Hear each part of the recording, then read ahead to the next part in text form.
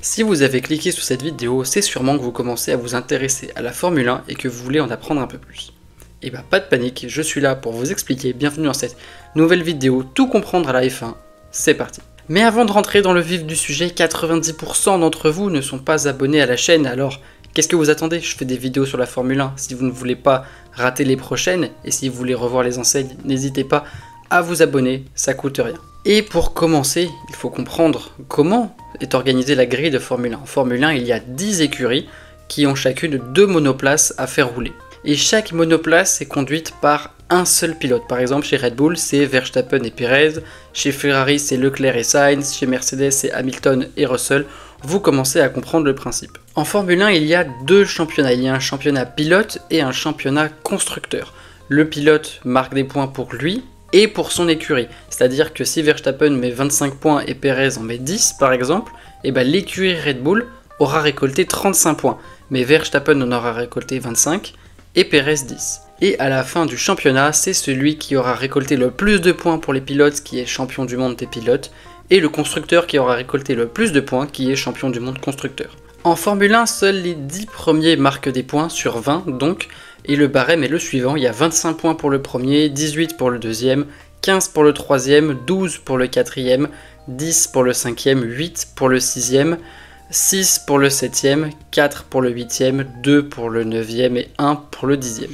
A noter également que la personne qui réalise le meilleur tour en course, c'est-à-dire le tour le plus rapide durant la course, marque 1 point de plus si elle se trouve dans le top 10. Maintenant qu'on a vu un peu comment fonctionnaient les écuries et la course, comment on marque des points pour gagner au championnat, et ben on va passer au format du week-end, et là il y a 2 types de formats. On va commencer par mon format préféré, le format classique, c'est-à-dire celui qui est dans 18 des 24 courses cette année, c'est-à-dire essais libres 1 et 2 le vendredi. Ce sont des séances où les voitures roulent, testent des réglages, testent comment faire des longs relais, comment se comporte la voiture.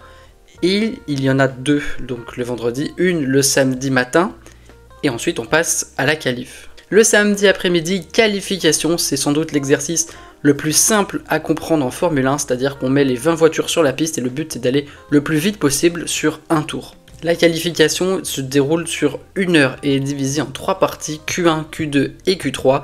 En Q1, seuls les 15 premiers passent, donc il y a 5 éliminés, du 16e au 20e. La séance dure 18 minutes.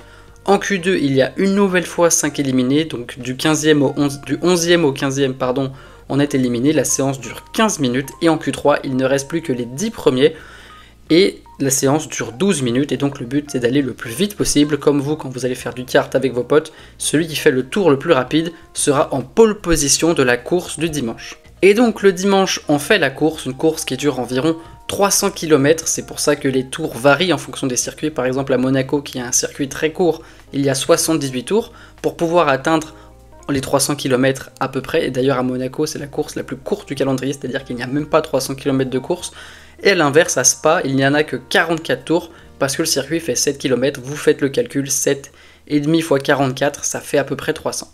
L'ordre de départ de la course est donc déterminé par la qualification de la veille, et c'est celui qui franchit le drapeau à damier en premier qui gagne la course, c'est assez simple. Et l'autre format qui existe désormais depuis 2021, c'est le format sprint. J'aime pas le format sprint, je vous le dis, mais il va quand même falloir que je vous l'explique. Ce format est présent sur 6 grands prix du calendrier, et c'est un format où il n'y a qu'une seule séance d'essai libre le vendredi, puis on passe à une séance de qualification sprint, c'est-à-dire une séance de qualification comme celle que l'on a vue précédemment, mais en plus courte, elle est très condensée, et le but c'est de offrir plus de spectacles, de faire en sorte que tous les jours du Grand Prix soient importants. Parce que le vendredi c'est le jour où il y a le moins d'audience, puisque globalement c'est pas très intéressant de voir les écuries qui testent des réglages, qui ne roulent pas à fond, qui ne font pas la course. Donc la FIA a essayé d'importer ce format sprint pour rendre les choses plus intéressantes. Et cette qualification sprint détermine l'ordre de la grille de départ du sprint qui se déroule le lendemain matin. Donc un sprint ça rapporte des points aussi, c'est un tiers de la distance de course, donc environ 100 km. Et le sprint donne des points de 8 à 1 du premier au 8e. Donc le premier a 8 points, le deuxième en a 7, le troisième en a 6, jusqu'au 8e qui a 1 point. Et pas de points en plus pour l'auteur du meilleur tour cette fois-ci. Et à partir de là, on raccroche le format normal, c'est-à-dire que le samedi après-midi, on a la qualification pour la course et la course le dimanche. C'est pas un format que j'aime perso, parce que j'ai l'impression que ça spoil un peu le résultat de la qualification et de la course, puisque on aura déjà vu les voitures se livrer. Mais bon, la FIA a l'air d'aimer ce format. Les fans, non. Mais bon, le jour où la FIA écoutera les fans. Sans rentrer trop le détail, désormais, on va expliquer ce qui compose une Formule 1. Alors, une Formule 1 est composée d'un pilote, de carbone, d'un moteur et de 4 roues. Voilà, exclusivité mondiale. On va aller assez vite sur la partie moteur, parce que c'est pas la partie la plus intéressante, ou en tout cas la plus nécessaire pour comprendre comment faire la course, mais c'est une partie qui est essentielle parce que c'est des pièces qui peuvent casser. Donc une F1 est équipée d'un moteur V6 hybride de plus de 1000 chevaux, il est composé d'un MGUH, d'un MGUK, d'un moteur à combustion interne, d'un turbocompresseur.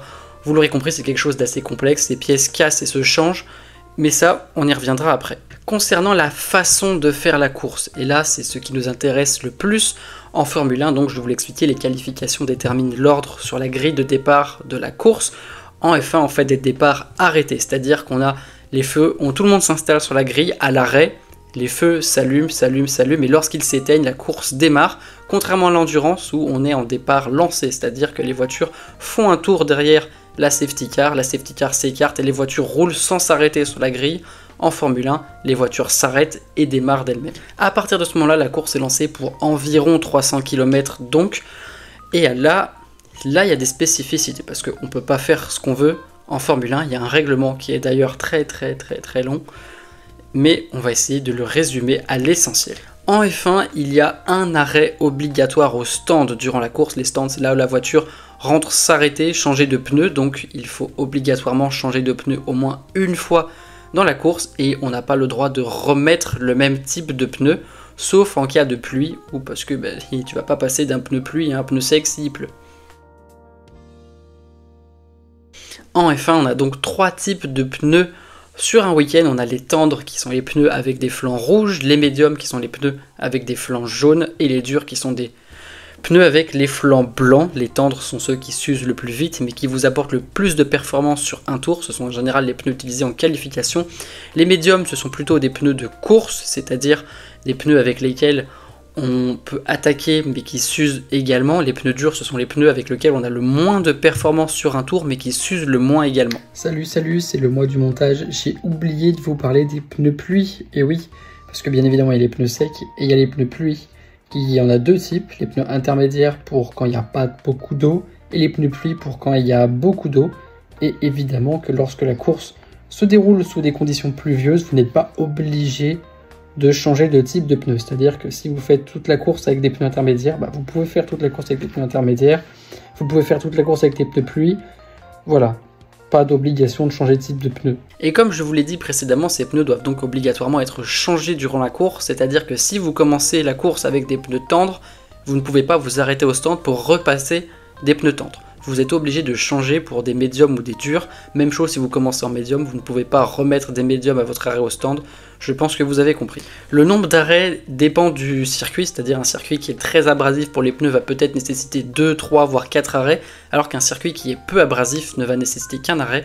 Mais ça, ce sont les écuries qui décident si elles veulent faire un ou plusieurs arrêts. On reste sur les arrêts au stand parce qu'il y a des termes que vous allez peut-être entendre si vous écoutez Julien Febvre pour la première fois, des termes d'overcut et d'undercut, et je vais vous expliquer ce que c'est. Ce sont des mots en relation avec les arrêts au stand. L'undercut, c'est quand vous vous arrêtez avant le pilote qui vous précède pour mettre des pneus neufs, attaquer sur un tour et ressortir devant lui quand lui s'arrêtera aux arrêts au stand. L'overcut, c'est l'inverse. Vous êtes derrière un pilote qui s'arrête, vous ne vous arrêtez pas et vous attaquez très fort sur un tour pour tenter de le dépasser dans lui son tour de sortie. A noter d'ailleurs que désormais en F1, on ne remet plus d'essence dans la voiture durant la course, c'est quelque chose qui se faisait avant. Ça a été interdit en 2010, donc on ne remet plus d'essence, on ne change que les pneus. Et les arrêts au stand aujourd'hui vont très vite en Formule 1. Demandez à Red Bull qui, au Grand Prix de Chine, oui c'est ça, a fait tous ses arrêts en 2 secondes ou moins. Voilà, 4 roues 2 secondes, j'aimerais bien qu'on me change les roues de ma voiture aussi vite également. Sur ce qui est de la façon de faire la course, il y a des choses que vous pouvez faire, des choses que vous ne pouvez pas faire. Vous ne pouvez pas par exemple pousser un pilote dehors, vous ne pouvez pas lui mettre des coups de volant, lui faire des break checks, voilà. Vous n'avez pas le droit de faire des manœuvres dangereuses, ce qui semble assez logique.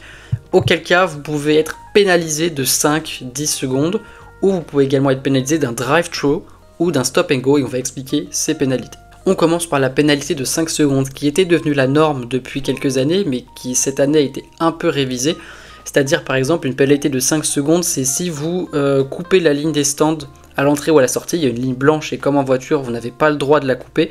Si vous coupez cette ligne continue, et vous écopez d'une pénalité de 5 secondes, une pénalité qui sera soit ajoutée à votre temps de course à la fin de la course, ou une pénalité que vous pouvez servir dans les arrêts au stand si vous ne l'avez pas.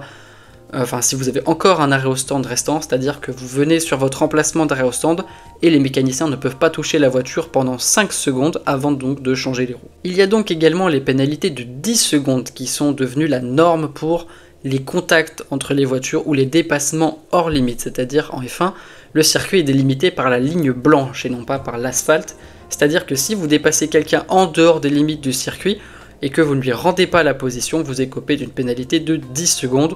Vous pouvez aussi également écoper d'une pénalité de 10 secondes pour des manœuvres dangereuses, un peu comme Kevin Magnussen au Grand Prix de Miami, qui a écopé sur le week-end, je crois, de plus d'1 minute de pénalité pour l'ensemble de son œuvre, sprint et Grand Prix compris. Mais voilà, c'est devenu la norme parce que auparavant c'était 5 secondes de dépasser un pilote hors des limites de la piste. Mais certains estimaient que la pénalité n'était pas assez sévère par rapport à l'avantage gagné, c'est-à-dire que quelqu'un dépassait hors des limites, gagnait 5 secondes, et au final ça ne changeait rien au résultat, donc 10 secondes c'est une pénalité plus sévère, et c'est ce qui est en train de devenir la norme. Il n'y a eu que 5 ou 6 Grands Prix cette année, et ça semble être devenu la norme, cette pénalité de 10 secondes. On a ensuite le drive-thru. Alors qu'est-ce qu'un drive-thru ? C'est une pénalité qui consiste à passer par les stands sans s'arrêter, c'est-à-dire que vous rentrez dans la voie des stands qui est limitée à 80 km/h ou 60 en fonction des circuits et vous la traversez sans vous arrêter. C'est une pénalité qui coûte beaucoup de temps, à peu près 20 secondes voire plus en fonction des circuits, et c'est une pénalité qui est réservée aux actions vraiment dangereuses. Ça fait un moment qu'on n'a pas vu cette pénalité en Formule 1. Parfois elle est appliquée à la fin de la course, comme une pénalité de 20 secondes sur un chrono pour une action qui s'est faite dans les derniers tours et qui n'aurait pas eu le temps d'être pénalisée, mais c'est quelque chose qui est de plus en plus rare. C'était pas rare avant parce qu'il n'y avait pas ces pénalités de 5-10 secondes, maintenant ça l'est beaucoup plus, mais il y a une pénalité qui est encore pire que celle-là. Et la pénalité la plus lourde que vous pouvez avoir en Formule 1, en tout cas une pénalité qui ne vous exclut pas de la course, c'est le stop and go. Le stop and go, c'est-à-dire, c'est comme un drive-thru au départ, c'est-à-dire que vous rentrez dans la voie des stands, mais vous vous arrêtez à votre emplacement des stands pendant 10 secondes sans que les mécaniciens ne puissent rien faire sur la voiture et vous repartez. Et c'est une pénalité qui coûte à peu près 30 secondes, voire plus sur certains circuits du coup. Et c'est la pénalité la plus lourde, c'est quelque chose qu'on n'a plus vu, je crois, depuis Sébastien Vettel à Bakou en 2017, où il avait mis un coup de roue à Lewis Hamilton safety car, il avait été pénalisé d'un stop and go. Mais c'est une pénalité que l'on ne voit presque plus en Formule 1 désormais. Concernant toujours la façon de faire la course, vous êtes indiqué sur votre façon de faire la course par des drapeaux. Drapeau vert, c'est-à-dire allez-y, tout va bien, c'est comme aux cartes. Drapeau jaune, c'est attention, il y a un danger sur la piste, donc il faut ralentir à cet endroit. C'est par exemple lorsqu'un pilote va faire un tête à queue et va repartir sans avoir touché quoi que ce soit, le temps que le pilote fasse sa manœuvre pour repartir, il y a un drapeau jaune parce qu'il y a un obstacle sur la piste et il faut que les autres pilotes soient au courant de cet obstacle pour qu'ils puissent l'anticiper. Au-dessus du drapeau jaune, on a la Virtual Safety Car. Alors, qu'est-ce que la Virtual Safety Car ? C'est des pilotes qui doivent rouler à un rythme donné par la FIA, qui doivent respecter un certain delta, c'est-à-dire un temps maximal à faire pour boucler le tour sur le circuit. C'est lorsqu'il y a un danger sur la piste qui nécessite l'intervention des commissaires, mais qui n'est pas, qui n'amène pas un danger trop grand pour forcer la safety car à sortir. La safety car qui est ce dont on va parler maintenant, c'est lorsqu'il y a une voiture qui se place devant le leader et qui donne le rythme parce que les commissaires doivent intervenir sur plusieurs tours et donc pour leur sécurité on a la safety car qui ralentit tout le peloton et qui permet donc aux commissaires d'agir en sécurité pour déblayer la piste, enlever la voiture accidentée, etc., etc. Autre cas de figure, on a le drapeau rouge, et là c'est lorsqu'il y a un grand danger sur la piste, c'est lorsqu'il y a des réparations qui nécessitent d'être faites au circuit. Le dernier drapeau rouge en date, c'était à Suzuka, après le crash du départ, où le mur de pneus avait été arraché, et donc mur de pneus arraché, les conditions ne sont pas bonnes pour la course. S'il y a un crash à cet endroit, il n'y a rien pour protéger le pilote, donc drapeau rouge, toutes les voitures s'arrêtent soit au stand, non maintenant c'est au stand, avant elles pouvaient s'arrêter sur la grille, maintenant c'est au stand, le temps que les commissaires se réparent je bug. Oui, le temps que les commissaires réparent la barrière ou la chose qui a été endommagée, et après on repart pour la course, par un départ arrêté ou un départ lancé, ça dépend des conditions, mais voilà, le drapeau rouge c'est quelque chose qui est pas si rare en Formule 1. Ça, ce sont les drapeaux pour faire la course, c'est-à-dire pour les conditions de course, mais il y a également d'autres drapeaux. On commence par un drapeau que les pilotes réclament, les pilotes de tête réclament, oui, le drapeau bleu qui indique un pilote retardataire qui va se faire prendre un tour par le leader ou par une autre voiture que le leader d'ailleurs, c'est-à-dire qu'il doit s'écarter pour laisser passer le leader sans le gêner. C'était Sébastien Vettel qui était le roi pour réclamer les drapeaux bleus, parce que avoir un pilote retardataire devant soi, ça gêne, et en bataille, ça peut coûter de précieuses secondes. On a également le drapeau blanc qui indique un véhicule lent sur la piste, souvent utilisé en qualification, le drapeau blanc, c'est-à-dire oui, qu'il y a un pilote lent devant soi. Attention, il est lent, il ne fait pas la course comme toi, tu dois te méfier. Il y a également un drapeau rouge et jaune que l'on voit assez peu en Formule 1, c'est un drapeau qui indique que la piste est glissante, c'est-à-dire lorsqu'il fait sec et qu'il commence à pleuvoir, les gouttes de pluie humidifient la piste et donc la piste commence à glisser. Attention, ça glisse, c'est un drapeau d'indication au pilote, ou lorsqu'il y a de l'huile qui est déversée sur la piste, parce que l'huile, ça glisse aussi. Deux autres drapeaux qui sont utilisés par les commissaires, ce sont des drapeaux cette fois d'indication de comportement, je vais dire, c'est-à-dire que le pilote fait des conneries et qu'on lui indique qu'il en fait. Il y a tout d'abord un drapeau blanc et noir, le drapeau blanc et noir mais pas à damier, vraiment un drapeau avec une partie blanche et une partie noire et un trait comme ça au milieu. C'est une sorte de carton jaune, c'est-à-dire qu'on indique au pilote, tu l'as fait une fois mais tu le feras pas deux fois, sinon c'est pénalité. Ça arrive qu'il soit agité. J'ai quelques souvenirs, je me rappelle qu'à Monza en 2019, il avait été agité à Charles Leclerc après des manœuvres musclées sur Lewis Hamilton. Et au-dessus, on a le drapeau noir, c'est-à-dire une exclusion de la course. Quand vous avez un drapeau noir, comme aux cartes d'ailleurs, drapeau noir, ça veut dire vous rentrez au stand et votre course est terminée. C'est les commissaires qui vous excluent. Et c'est lorsque vous avez fait une grosse connerie sur le circuit que les pénalités ne suffisent plus à vous arrêter, ou lorsque votre connerie est vraiment trop grosse. C'est quelque chose qui est extrêmement rare, un drapeau noir. Il y a eu des drapeaux noirs avant pour un non-respect de la procédure dans la voie des stands, c'est-à-dire des pilotes par exemple qui grillaient le feu rouge à la sortie de la voie des stands, mais un drapeau noir pour un comportement en piste, je crois que le dernier à en avoir pris un, c'était Schumacher à Silverstone 94, donc ça remonte à loin. Moi j'ai pas de souvenir d'un drapeau noir plus récent pour un comportement en piste, mais voilà, ça existe, mais c'est quelque chose qui est très rare désormais. Et le dernier drapeau dont on va parler, c'est le drapeau à damier, c'est celui qui indique la fin de la course. Voilà, sur la ligne de départ, quand on l'agite, c'est-à-dire que la course est terminée, vous franchissez la ligne avec le drapeau à damier, voilà, c'est fini.